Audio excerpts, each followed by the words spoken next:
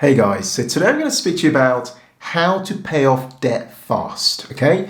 But I'm going to do it from a slightly different perspective today, which is to focus on 7 essential habits you need in order to become debt-free, okay? Paying off debt doesn't just feel good, it's amazing for increasing your net worth as well as reducing your ongoing monthly expenses. In fact, I was chatting to a friend of mine recently and she was really surprised to learn that our family monthly expenses were as low as they currently are. Of course, when you don't have any debt, whether it's a mortgage debt or whether it's other personal debts such as credit cards or other types of loans, if you don't have those bits of debt in your life, what you find is that provided your life is simple, your monthly expenses are a lot lower, which means that you're more likely to achieve financial independence a lot quicker. Okay, so today we're going to dive in and explore these various habits that have helped us work towards paying off debt a lot faster and achieving financial independence a lot quicker. My name's Ken of the Humble Penny and Financial Joy Academy. What we do on this channel is to give you the tips, the insights and the practical hacks to help you work towards a dream life of financial independence and money joy. So let's dive straight in. We've made lots of videos previously about how we paid off our mortgage in 7 years, for example, which I put a link to below and above, as well as other various videos that we've made around becoming debt-free, which you can check out in the links below as well, okay? Right, let's dive in now and look at these 7 habits which have helped us pay off debt a lot faster. Okay, so the first one is to make debt visual. I love this one as someone who is highly visual in my outlook on life. And I remember when we were working towards paying off our mortgage, for example, one of the big things that really motivated me specifically, and I had to then, get my wife on board as well with this sort of motivation, was to convert the numbers, the amount that we owed, into easily understandable metrics.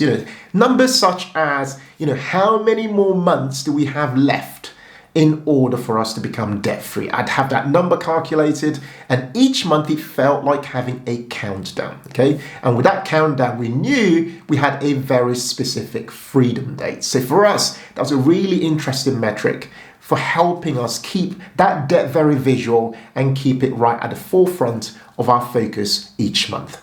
Other things we did included actually asking ourselves, for example, what percentage of this asset do we currently own? In our case, it was our home, for example. What percentage of this house do we own at this stage of our journey towards debt freedom? For you, it might be that you are trying to pay off a car. So the question might be, what percentage of that car do you currently own so far? And your goal would be to ultimately own that asset outright. So think about today what various metrics you could have in your life in order to keep your debt highly visual, in order for it to motivate you to seek out alternative ways in which you can accelerate that journey towards becoming debt-free.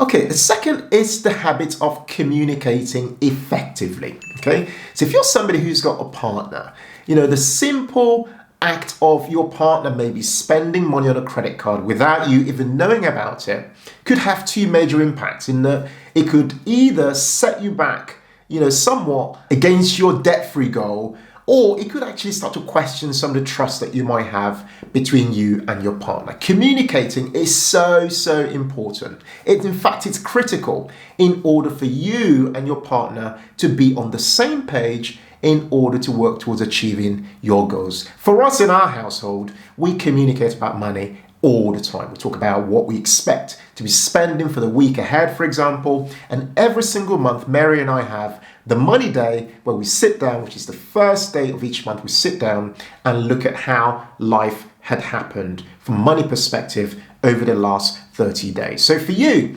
should think about bringing those sort of ideas into your own life as well. How do you make sure that you are communicating effectively such that you are on the same page with not just your partner, by the way, but with also other people outside of your household, such as the people who you possibly owe money to? If there's going to be a delay, for example, towards you paying off a certain amount each month, it helps to make sure that you are communicating effectively with the people that you owe money, your creditors, so that you are on the same page and to make sure that debt is not working even more against you than it might ordinarily be doing at the moment. Okay, so the third is the habit of keeping up with the detail. Okay, so a really good test of your kind of level of money management is your ability to recall your key numbers. Say, for example, how much do you owe at the moment on your mortgage if you've got one? How much do you owe across all your credit cards, for example? What rates are you paying on your various bits of debt? Your ability to record those numbers gets you a lot closer to those numbers intimately, however weird that sounds. But what it does is it just helps you really stay on top of things, and even helps you connect the dots. For example, you might make some money on this hand and recall that actually I'm paying 35% interest on this particular debt over here. So my priority should be to use this bit of liquid money I've made here in order to offset that really expensive debt. And had you not known your key numbers, for example, you would not be able to make the effective decision of focusing on the debt that's most damaging to your finances. So good action points after you've watched this video is to sit down and ask yourself, what are my key numbers financially? Okay, how much am I owing? What type of debts do I have? And who am I owing those various monies to? And what is it costing me to have that debt in my life? If you have that on a simple sheet of A4, it will help you have something you can look at next month, for example, when you might have your own money day and you review your finances to kind of see how you've progressed from one month onto the other. Number 4 is the habit of making time to budget consistently. Okay, now a lot of people, when they think about budgeting, think of it from the perspective of just allocating income to expenses. Okay, how I like to think of budgeting beyond doing that is also around what your income plan is, i.e. what are your goals around your income specifically. The more you are consistent with making time for budgeting and not just thinking of the expenses, but also thinking about your income and setting goals around that, the more you are likely to take the necessary steps each month that passes to take the leap beyond maybe your possibly one stream of income to making alternative sources of income that might then help you to accelerate your goals towards debt freedom. Okay, so make the time, diarize it, take this stuff seriously, because the more you're able to see this budgeting aspect as a key part of your debt freedom, the more you give it the respect that's necessary for it to act as an effective tool in helping you achieve your goals. If you're interested in a really simple but effective budgeting tool, feel free to check out our Budget for Life, which I'll put a link below and above for you to check out. It's what we use practically every single month in our own family to stay budgeting consistently. Number 5 is the habit of remembering why this all matters. Okay, I know for certain that a big part of our journey towards debt freedom was remembering what mattered the most. Why on earth are we pursuing debt freedom? And I know a big part of my motivation was remembering my parents, going on their journey towards becoming debt free and seeing them struggle in various ways to get rid of debt and eventually break free from it. Okay, for me, I wanted to rewrite that picture. I wanted to tell a different story for my family. So Mary and I, always focused on what was most important to us. One of the big things we had in mind was actually the possibility of taking a sabbatical of maybe 1 to 3 months at some stage in our lives. And it's funny, looking back at some of our diary entries 3 years ago, we were wishing, that one day we'll be able to do this, we'd get to this point of debt freedom. And it was a big motivation.